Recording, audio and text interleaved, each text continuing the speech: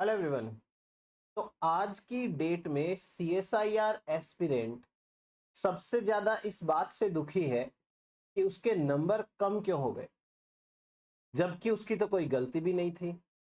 उसने तो वैसे ही प्रिपरेशन करी थी जैसे कोई मॉर्निंग शिफ्ट वाला स्टूडेंट कर रहा था या कोई इवनिंग शिफ्ट वाला स्टूडेंट कर रहा था।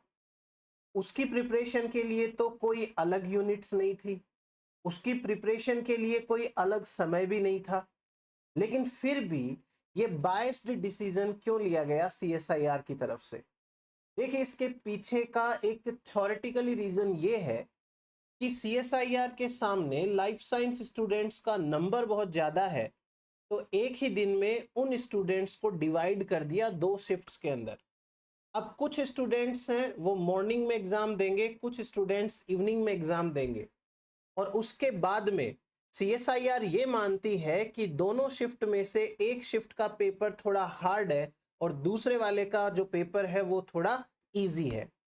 और सीएसआईआर अब क्या कर रही है, इजी पेपर वाले स्टूडेंट्स के नंबर को थोड़ा कम कर रही है और जो हार्ड पेपर वाले स्टूडेंट्स हैं उनके नंबर को थोड़ा बढ़ा रही है। इसका कुछ स्टूडेंट्स को बेनिफिट भी हो रहा है, लेकिन बहुत सारे स्टूडेंट्स को नुकसान भी हो रहा है। तो क्या ये डिसीजन सीएसआईआर का सही है?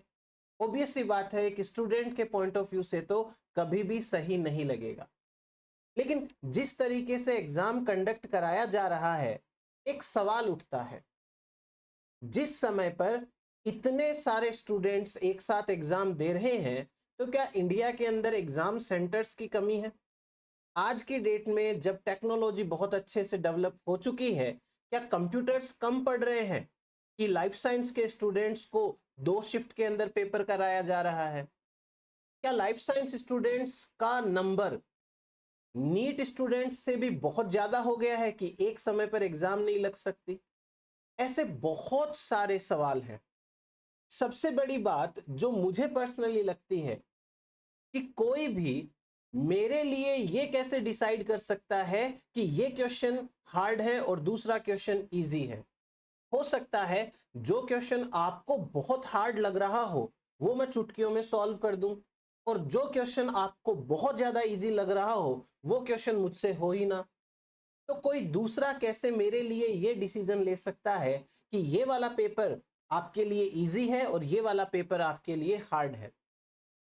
अब सीएसआईआर ने मॉर्निंग और इवनिंग शिफ्ट में जो पेपर्स कराए हैं, तो उन्होंने तो हमसे पूछा भी नहीं कि आप मॉर्निंग के अंदर एग्जाम देना चाहते हो या इवनिंग के अंदर एग्जाम देना चाहते हो। अपनी मर्जी से सेंटर अलॉट हो रहा है, उनकी मर्जी से हमारी शिफ्ट अलॉट हो रही है, फिर उनकी मर्जी से ही ये डिसाइड हो रहा है कि कौन सा पेपर टफ है और कौन सा पेपर इजी है। क्या ऐसा नहीं किया जा सकता कि जो दो पेपर्स फाइनली डिसाइड होते हैं, आप ये मत सोचना कि एक एग्जाम के लिए केवल एक ही पेपर बनता है। यदि कोई भी एग्जाम है, let suppose CSIR net life science का एग्जाम है और दो पेपर एक दिन में लगने हैं, तो डेफिनेटली 5-7 पेपर्स बनाए जाते हैं, फिर उनमें से दो पेपर फाइनल सेट किए जाते हैं। ये नहीं है कि 145 मार्क्स के दो ही पेपर बने हैं और वही फाइनल है। अब जब दो पेपर मान लीजिए फाइनल हो भी गए, तो क्या ये नहीं किया जा सकता कि उनके क्वेश्चंस को मिक्स कर दिया जाए और मिक्स करके फिर से उनको हाफ हाफ यानी दो पेपर्स में डिवाइड कर दिया जाए? तो ना तो किसी पेपर को हम हार्ड कह सकते हैं, ना किसी पेपर को हम इजी कह सकते हैं। नॉर्मलाइजेशन की जरूरत ही नहीं है। पर ये आइडिया उनके दिमाग में भी आया ही होगा डेफिनेटली। सीएसआईआर ये कहती है कि भाई हमारे सामने स्टूडेंट्स का नंबर ज्यादा है, हम एक शिफ्ट में सारे स्टूडेंट्स का पेपर नहीं ले सकते, लेकिन हम ये कर सकते हैं, एग्जाम की फेयरनेस को मेंटेन करने के लिए इजी पेपर वालों के नंबर थोड़े कम करके टफ पेपर वालों इजी वाले जो स्टूडेंट्स है उनके नंबर को थोड़ा सा कम कर दिया जाए और टफ वालों के नंबर को थोड़ा बढ़ा दिया जाए।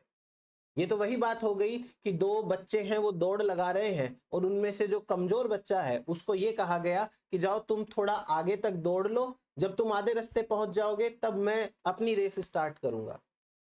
ये तो कोई बात भी नहीं है। पर सीएसआईआर ऐसा कर सकती है क्योंकि सीएसआईआर के पास अथॉरिटी है पेपर की। सीएसआईआर ने अपने एक नोटिस के अंदर, जो कि इश्यू हुआ है 13 फरवरी 2024 को, उन्होंने साफ साफ लिखा है कि नॉर्मलाइजेशन मेथड और फॉर्मूला यूज किया जाएगा इस कोर्स ऑफ कैंडिडेट जब मल्टी सेशन एग्जामिनेशन होगा, यानी कि इवनिंग मॉर्निंग टाइप में एग्जामिनेशन होगा तो ऐसा ही किया जाएगा।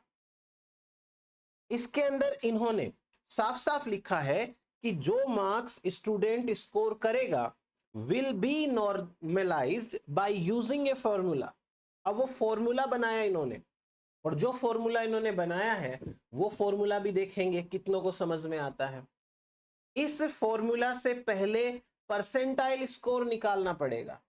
परसेंटाइल स्कोर की कहानी अलग है। इन्होंने नॉर्मलाइजेशन फॉर्मूला के लिए अलग से सेम डेट पर नोटिस निकाला, और इन्होंने कहा कि भाई नॉर्मलाइजेशन मेथड से हम क्या करेंगे, नंबर्स को एडजस्ट करेंगे ताकि हमारी तरफ से सारी चीजें फेयर हो। पर एक स्टूडेंट के लिए एक पेपर इजी हो, दूसरे के लिए वही पेपर टफ हो, ये तो कोई बात नहीं हुई। या तो सारे सेंटर सेम टाइम पर रन करे, यानी कि 2 शिफ्ट में पेपर ही ना हो, या फिर दोनों पेपर के क्वेश्चन को मिक्स करके वापस दोनों पेपर को सेम लेवल का मान करके इजी स्कोर करके वैसे दे दिए जाए नंबर। बट सीएसआईआर ने जो डिसीजन ले रखा है उसकी वजह से परेशान तो सब हुए हैं। पहले तो सीएसआईआर ने हमको परसेंटाइल निकालना सिखाया। उन्होंने क्या कहा कि एक काम करो, टोटल नंबर ऑफ कैंडिडेट्स को लो जो अपीयर हुए हैं इन द शिफ्ट, यानी कि जो मॉर्निंग में हुए हैं या इवनिंग में हुए हैं, उन स्टूडेंट्स के नंबर को आपको यूज करना है। जैसे सपोज कि मॉर्निंग में 1000 स्टूडेंट्स ने एग्जाम दिया और इवनिंग के अंदर 800 स्टूडेंट्स ने एग्जाम दिया, तो आपको मॉर्निंग वालों के लिए परसेंटाइल निकालना है तो 1000 का यूज करोगे, और इवनिंग वालों के लिए निकालना है तो 800 का यूज करोगे।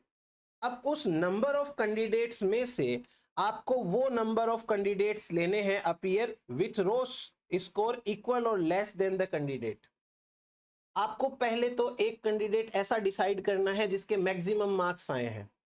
जैसे सपोज करो कि 200 नंबर का पेपर है और 200 नंबर में से लेट सपोज किसी के 170 मार्क्स आए हैं, तो भैया ये जो 170 मैक्सिमम मार्क्स है, ये कैंडिडेट जो टॉपर कैंडिडेट है नॉर्मल मार्क्स के अकॉर्डिंग, इसके परसेंटाइल को 100 परसेंटाइल मान लिया, और इस कैंडिडेट को कंपेयर किया जाएगा बाकी के सभी कैंडिडेट्स के साथ में। इससे पता चलेगा कि दूसरे का परसेंटाइल कितना है।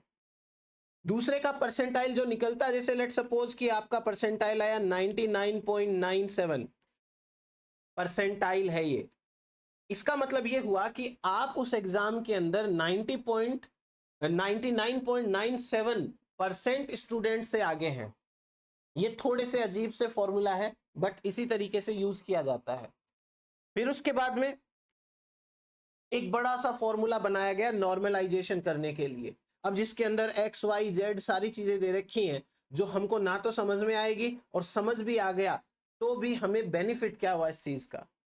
हम इस फॉर्मूला को यूज करके ना तो अपनी प्रिपरेशन सेट कर सकते हैं, और इस फॉर्मूला को हम यूज करके ना अपने मार्क्स चेंज कर सकते हैं। तो कुल मिलाकर हमारे हाथ में कुछ भी नहीं है। अब किया क्या जा सकता है, या तो सीएसआईआर टाइम के साथ में जल्दी इसे समझ करके 2 शिफ्ट की बजाय 1 शिफ्ट में करे, या फिर ये नॉर्मलाइजेशन वाला चक्कर हटा दे, क्योंकि इससे जो स्टूडेंट्स एकदम से पास होने वाले हैं उनको बड़ा नुकसान हो रहा है, और ऐसे स्टूडेंट जिनका यूजुअली नहीं निकल पा रहा है उनको फायदा भी हो रहा है। अब जिनको फायदा हो रहा है उनके पॉइंट ऑफ व्यू से तो अच्छी बात है ये, लेकिन जिनको नुकसान हो रहा है उनके पॉइंट ऑफ व्यू से तो बहुत खराब है। नॉर्मलाइजेशन का क्या फर्क पड़ेगा ये आपके सामने देखो। एक स्टूडेंट जिसके परसेंटाइल स्कोर इतने हैं उसको बेनिफिट हो गया और नॉर्मलाइज्ड स्कोर उसका 100 हो गया। दूसरी तरफ जिस स्टूडेंट के 97.84 परसेंटाइल है उसके 93, सीधे 93, 97 से 93। यकीन मानिए इस ड्रॉप के अंदर कम से कम 12 से 15 नंबर कम हुए हैं। अब एक स्टूडेंट के 12 से 15 नंबर बिना मतलब के ही कम हो गए, जबकि उसके तो क्वेश्चन ही गलत नहीं थे। तो नॉर्मलाइजेशन जो है वो एक स्टूडेंट के पर्पज से जिनके सिलेक्शन इस तरीके से नहीं हो पा रहे हैं, खराब चीज है। अब इसका सॉल्यूशन क्या निकल सकता है वो मैंने आपको बता दिया। दो सॉल्यूशन इजी तरीके से निकाले जा सकते हैं, या तो एक शिफ्ट के अंदर पेपर कराया जाए, या फिर दो फाइनल पेपर जो सेलेक्ट हुए हैं उनके क्वेश्चंस को मिक्स करके बाद में दो पेपर वापस बना दिए जाए और नॉर्मलाइजेशन को हटा दिया जाए। बट खैर, अभी जो कंडीशन चल रही है, मतलब जिस तरीके से पेपर इनको लेना है उस तरीके से लिया जा रहा है, आपको इसी के साथ एडजस्ट करके अपनी प्रिपरेशन करनी पड़ेगी। तो चलिए, ये तो हुआ नॉर्मलाइजेशन का बात। बाकी जिनका सिलेक्शन नहीं हुआ है, बहुत दुख की बात है, लेकिन अभी कुछ किया नहीं जा सकेगा। आपको इसी बार इसी तरीके से वापस से एग्जाम देना ही पड़ेगा इस नॉर्मलाइजेशन के साथ में। तो अपना मूड खराब ना करें, अपना टाइम खराब ना करें, एक बेटर प्रिपरेशन के अंदर वापस लग जाइए। ठीक है, चलिए अब अपन मिलेंगे बायोकेमिस्ट्री के नेक्स्ट लेक्चर के साथ में। Thank you.